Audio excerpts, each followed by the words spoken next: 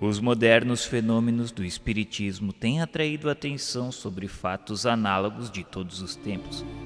E nunca a história foi tão compulsada neste sentido como ultimamente.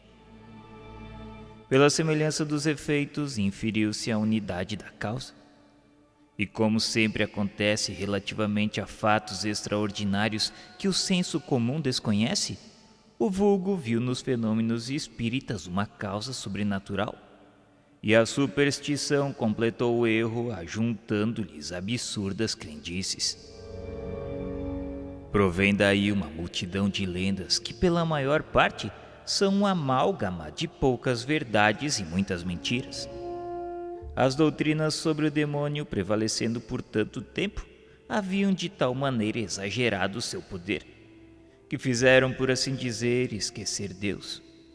Por toda a parte surgiu o dedo de Satanás, bastando para tanto que o fato observado ultrapassasse os limites do poder humano. Até as coisas melhores, as descobertas mais úteis, sobretudo as que podiam abalar a ignorância e alargar o círculo das ideias, foram tidas muita vez por obras diabólicas. Os fenômenos espíritas de nossos dias, mais generalizados e mais bem observados à luz da razão, e com o auxílio da ciência, confirmaram, é certo, a intervenção de inteligências ocultas, porém agindo dentro de leis naturais, e revelando por sua ação uma nova força e leis até então desconhecidas. A questão reduz-se, portanto, a saber de que ordem são essas inteligências. E enquanto se não possuía do mundo espiritual noções mais que incertas e sistemáticas, a verdade podia ser desviada. Mas hoje que observações rigorosas e estudos experimentais esclareceram a natureza, a origem e destino dos espíritos, bem como seu modo de ação e papel no universo, hoje dizemos a questão se resolve por fatos. Sabemos agora que essas inteligências ocultas são as almas dos que viveram na Terra. Sabemos também que as diversas categorias de bons e maus espíritos não são seres de espécies diferentes, porém que apenas representam graus diversos de adiantamento. Segundo a posição que ocupam em virtude do desenvolvimento intelectual e moral, os seres que se manifestam apresentam os mais fundos contrastes, sem que, por isso, possamos supor, não tenham saído todos da grande família humana. Do mesmo modo que o selvagem, o bárbaro e o homem civilizado. Sobre este ponto, como sobre muitos outros, a Igreja mantém as velhas crenças a respeito dos demônios. Diz ela, há princípios que não variam há 18 séculos porque são imutáveis. O seu erro é precisamente esse de não levar em conta o progresso das ideias. É supor Deus insuficientemente sábio para não proporcionar a revelação ao desenvolvimento das inteligências. É, em suma, falar aos contemporâneos a mesma linguagem do passado. Ora, progredindo a humanidade enquanto a Igreja se resguarda em velhos erros sistematicamente, tanto em matéria espiritual como na científica, cedo virá a incredulidade avassalando a própria Igreja.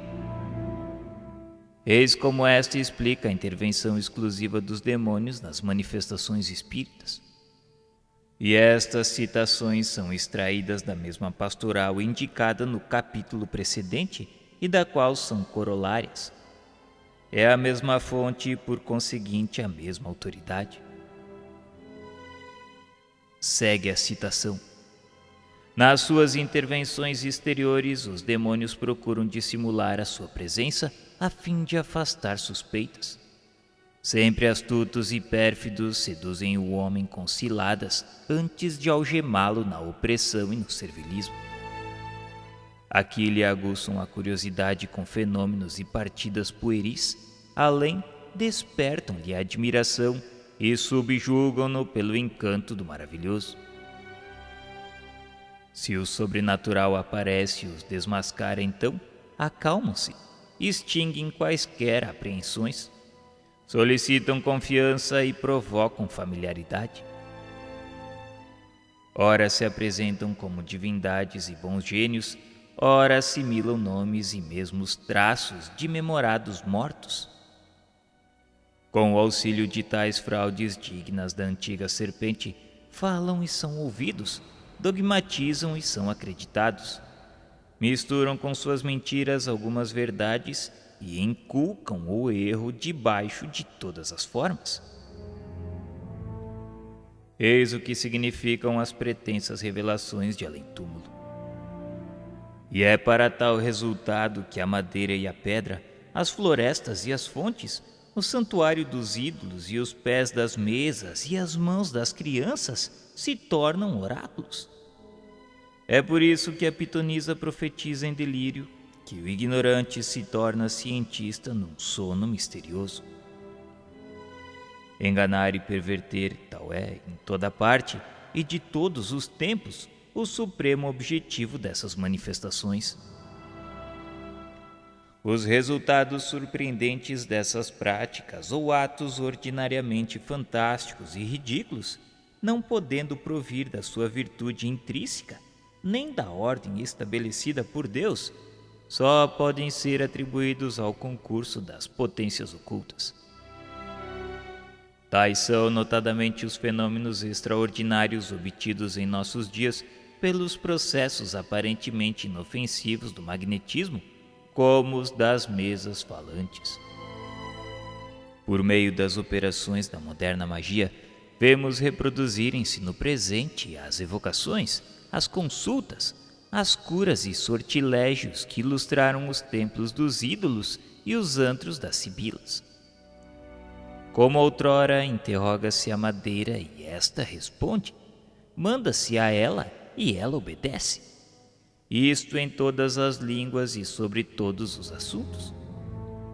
Acha-se a gente em presença de seres invisíveis a usurparem nomes de mortos, e cujas pretensas revelações têm o cunho da contradição e da mentira. Formas inconsistentes e leves aparecem rápidas e repentinas, patenteando-se dotadas de força sobre-humana. Quais são os agentes secretos desses fenômenos, os verdadeiros atores dessas cenas inexplicáveis? Os anjos? Esses não aceitariam tais papéis indignos, como também não se prestariam a todos os caprichos da curiosidade. As almas dos mortos que Deus proíbe evocar, essas demoram no lugar que lhes designa a sua justiça, e não podem, sem sua permissão, colocar-se às ordens dos vivos. Assim, os seres misteriosos que acodem ao primeiro apelo do herege, do ímpio ou do crente, o que importa dizer da inocência ou do crime, não são nem enviados de Deus, nem apóstolos da verdade e da salvação, porém fatores do erro e agentes do inferno. Apesar do cuidado com que se ocultam sob os mais veneráveis nomes, eles traem-se pela nulidade das suas doutrinas, pela baixeza dos atos e incoerência das palavras. Procuram apagar do símbolo religioso os dogmas do pecado original, da ressurreição do corpo, da eternidade das penas, como de toda a revelação divina, para subtrair às leis a sua verdadeira sanção e abrir ao vício todas as barreiras. Se as suas sugestões pudessem prevalecer, acabariam por formar uma religião cômoda para uso do socialismo e de todos os que importuna a noção do dever e da consciência. A incredulidade do nosso século facilitou-lhes o caminho. Assim possam as sociedades cristãs, por uma sincera dedicação à fé católica, escapar ao perigo desta nova e terrível invasão.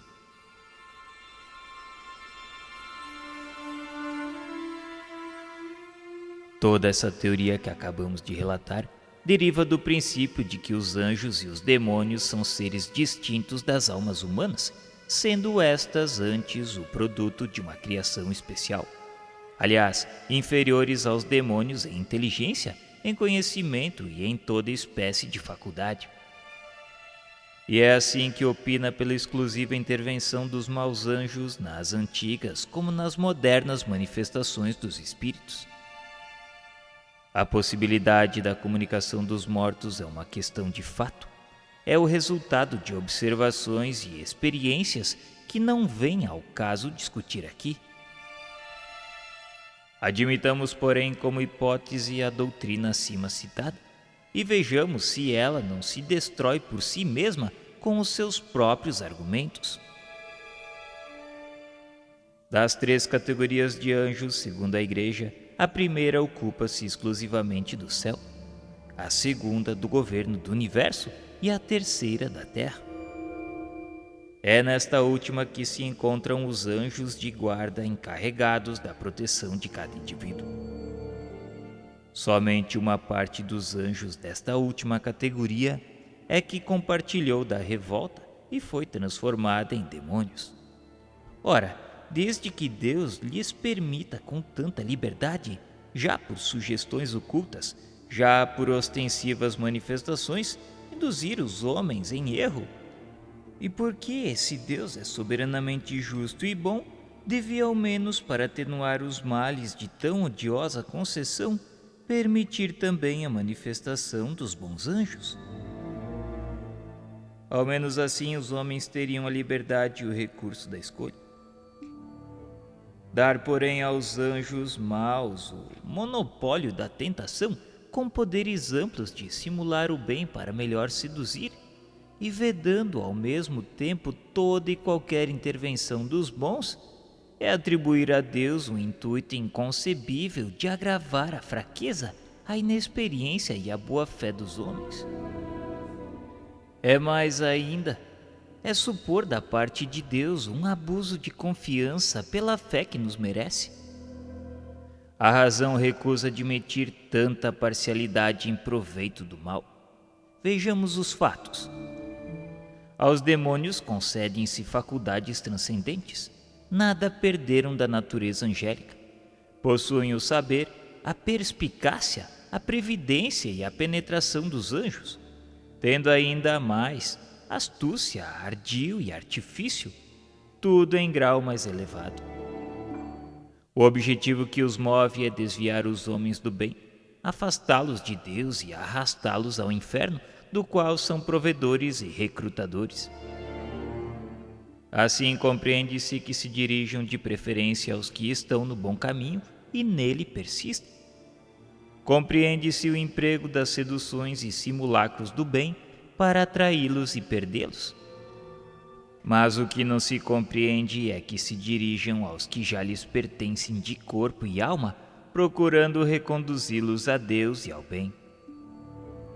Quem mais estará nas garras do demônio do que aquele que de Deus blasfema, atido ao vício e à desordem das paixões? Esse não estará no caminho do inferno? Mas então como compreender que a uma tal presa esse demônio exorte a rogar a Deus, a submeter-se à sua vontade, a renunciar ao mal? Como se compreende que exalte aos seus olhos a vida deliciosa dos bons espíritos e lhe pinte a horrorosa posição dos maus?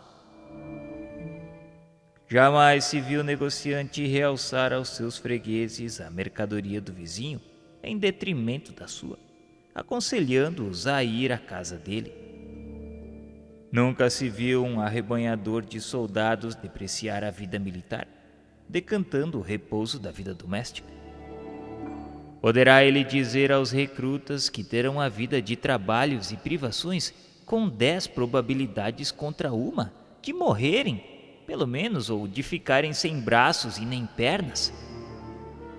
É esse, no entanto, o papel estúpido do demônio, pois é notório e é um fato que as instruções emanadas do mundo invisível têm regenerado incrédulos e ateus, insuflando-lhes na alma fervor e crenças nunca havidos. Ainda por influência dessas manifestações tem-se vido e vence diariamente regenerarem-se viciosos contumácios, procurando melhorar em si a si mesmos. Ora, atribuir ao demônio tão benéfica propaganda e salutar resultado é conferir-lhe diploma de tolo. E como não se trata de simples suposição, mas de fato experimental contra o qual não há argumento, havemos de concluir ou que o demônio é um desasado de primeira ordem, ou que não é tão astuto e mau como se pretende, e conseguintemente tão temível quanto dizem, ou então que todas as manifestações não partem dele.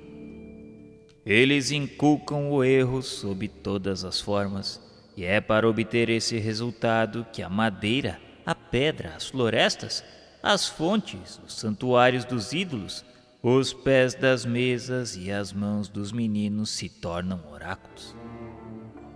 Mas se assim é, qual o sentido e valor destas palavras do Evangelho? Eu repartirei meu espírito por toda a carne. Vossos filhos e filhas profetizarão, os jovens terão visões e os velhos terão sonhos. Nesses dias repartirei meu espírito por todos os meus servidores e servidoras, e eles profetizarão. Atos dos Apóstolos, capítulo 12, versículos 17 e 18. Não estará nessas palavras a predição tática da mediunidade dos nossos dias, a todos concedida, mesmo às crianças? E essa faculdade foi anematizada pelos próprios apóstolos? Não. Eles a pregoam como graça divina e não como obra do demônio. Terão os teólogos de hoje mais autoridade que os apóstolos? Por que não ver antes o dedo de Deus na realização daquelas palavras?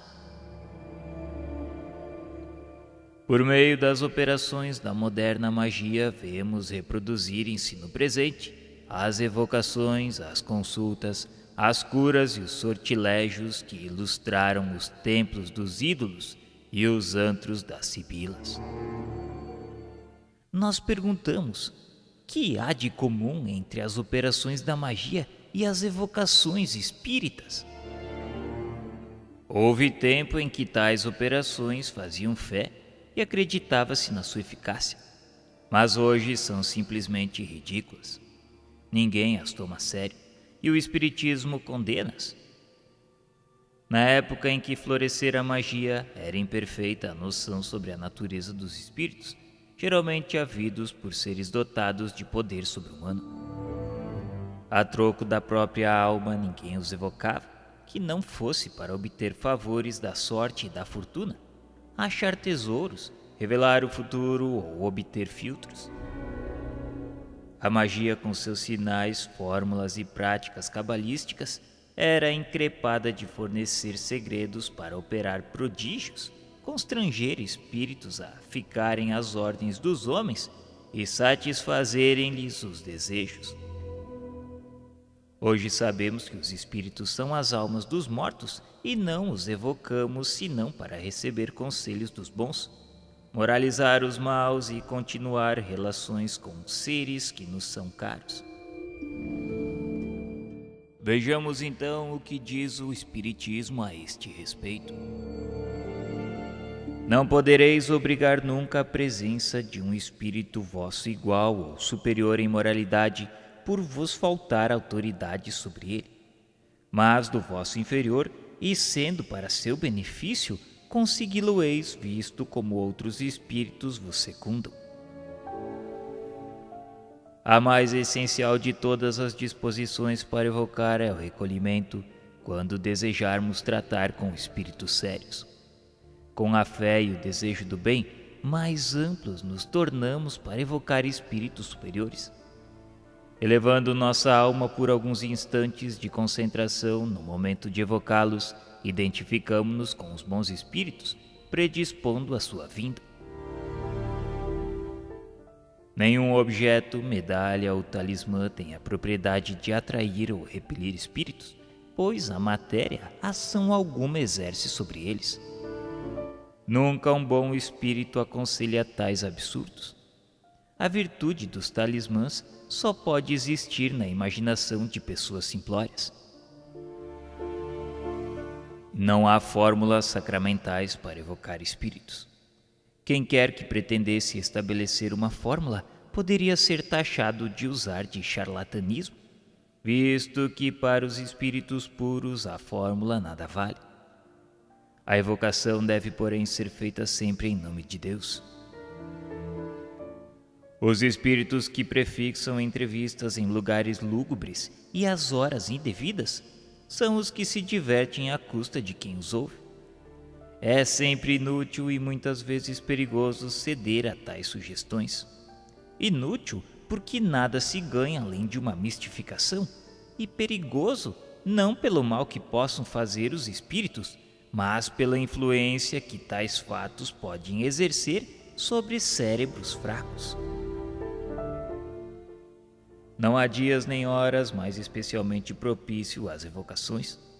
Isso, como tudo que é material, é completamente indiferente aos espíritos, além de ser supersticiosa a crença em tais influências. Os momentos mais favoráveis são aqueles em que o evocador pode abstrair-se melhor das suas preocupações habituais, calmo de corpo e de espírito. Essas citações foram retiradas todas do Livro dos Médiuns na segunda parte. A crítica malévola apraz-se em representar as comunicações espíritas revestidas das práticas ridículas e supersticiosas da magia e da nigromancia.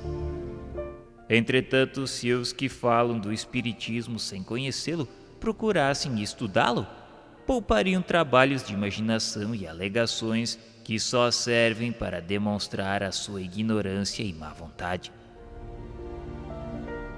Para conhecimento das pessoas estranhas à ciência, diremos que não há horas mais propícias umas que outras, como não há dias nem lugares para comunicar com os espíritos.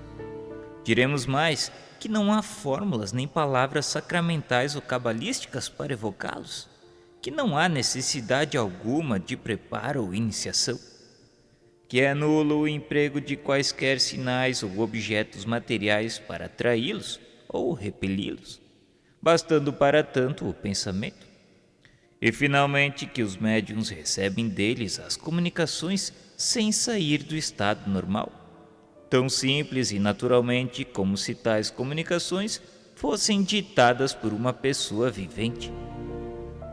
Só o charlatanismo poderia emprestar às comunicações formas excêntricas, enxertando-lhes ridículos acessórios. O futuro é vedado ao homem por princípio, e só em casos raríssimos e excepcionais é que Deus faculta a sua revelação. Se o homem conhecesse o futuro, por certo que negligenciaria o presente e não agiria com a mesma liberdade. Absorvidos pela ideia da fatalidade de um acontecimento, ou procuramos conjurá-lo, ou não nos preocupamos dele. Deus não permitiu que assim fosse, a fim de que cada qual concorresse para a realização dos acontecimentos mesmos que, porventura, desejaria evitar. Ele permite, no entanto, a revelação do futuro, quando o conhecimento prévio de uma coisa não estorva, mas facilita a sua realização, induzindo o procedimento diverso do que se teria em tal circunstância. Os espíritos não podem guiar descobertas nem investigações científicas. A ciência é obra do gênio e só deve ser adquirida pelo trabalho, pois é por este que o homem progride. Que mérito teríamos nós se para tudo saber apenas bastasse interrogar os espíritos? Por esse preço todo imbecil poderia tornar-se sábio. O mesmo se dá relativamente aos inventos e descobertas da indústria. Chegado que seja o tempo de uma descoberta, os espíritos encarregados da sua marcha procuram o homem capaz de levá-la a bom termo e inspiram-lhe as ideias necessárias. isto de molde a não lhe tirar o respectivo mérito que está na elaboração e execução dessas ideias. Assim tem sido com todos os grandes trabalhos da inteligência humana. Os espíritos deixam cada indivíduo na sua esfera. Do homem apenas apto para lavrar a terra, não fazem depositários dos segredos de Deus, mas sabem arrancar da obscuridade aquele que se mostra capaz de secundar-lhes os desígnios. Não vos deixeis, por conseguinte, dominar pela ambição e pela curiosidade em terreno alheio ao do espiritismo, que tais fitos não têm, pois com eles só conseguireis as mais ridículas mistificações. Os espíritos não podem concorrer para a descoberta de tesouros ocultos. Os superiores não se ocupam de tais coisas, e só os zombeteiros podem entreter-se com elas, já indicando tesouros que o mais das vezes não existem, já apontando sítios diametralmente opostos àqueles em que realmente existem. Esta circunstância tem, contudo, uma utilidade, qual a de demonstrar que a verdadeira fortuna reside no trabalho. Quando a providência tem destinado a alguém quaisquer riquezas ocultas, esse alguém as encontrará naturalmente, do contrário, não, nunca. Esclarecendo-nos sobre as propriedades dos fluidos, agentes e meios de ação do mundo invisível, constituindo uma das forças e potências da natureza, o Espiritismo nos dá a chave de inúmeros fatos e coisas inexplicadas e inexplicáveis de outro modo. Fatos e coisas que passaram por prodígios em outras eras. Do mesmo modo que o magnetismo, ele nos revela uma lei, se não desconhecida, pelo menos incompreendida, ou então, para melhor dizer, efeitos de todos os tempos conhecidos, pois que de todos os tempos se produziram, mas cuja lei se ignorava, e de cuja ignorância brotava superstição. Conhecida essa lei, desaparece o maravilhoso, e os fenômenos entram para a ordem das coisas naturais. Eis porque os espíritos não produzem milagres, fazendo girar as mesas ou escrever os mortos, como o milagre não faz o médico em restituir a vida ao moribundo e o físico provando a queda do raio. Quem pretendesse fazer milagres pelo espiritismo não passaria de ignorante, ou então de mero prestidigitador. Pessoas há que fazem das evocações uma ideia muito falsa. Há mesmo quem acredite que os mortos evocados se apresentam com todo o aparelho lúgubre do túmulo. Tais suposições podem ser atribuídas ao que vemos nos teatros ou lemos nos romances e contos fantásticos, onde os mortos aparecem amortalhados com o chocalhar dos ossos. O espiritismo, que nunca fez milagres, também não faz esse, pois que jamais fez reviver um corpo morto.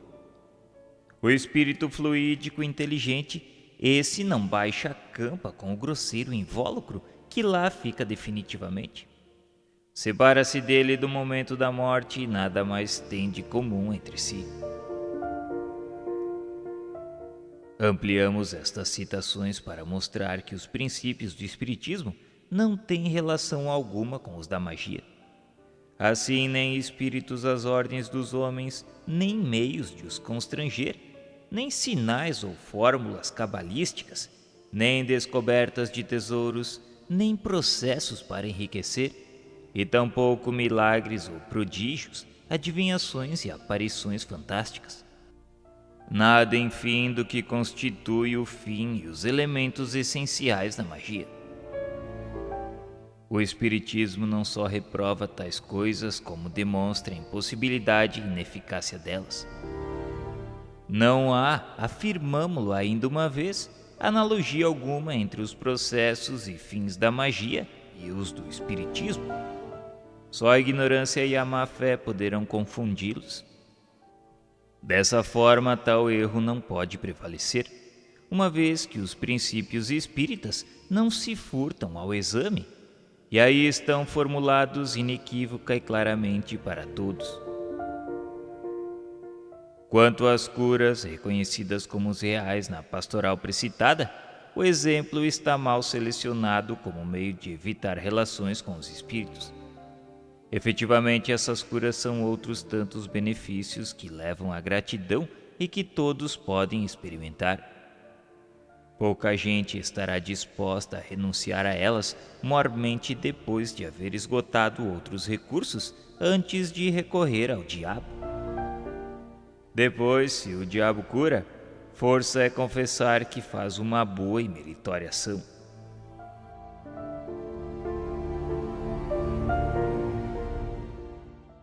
Nota: as igrejas, querendo persuadir as pessoas curadas pelo espiritismo, dizendo que haviam sido curadas pelo diabo, grande número dessas pessoas se separaram da igreja sem que jamais pensassem fazê-lo.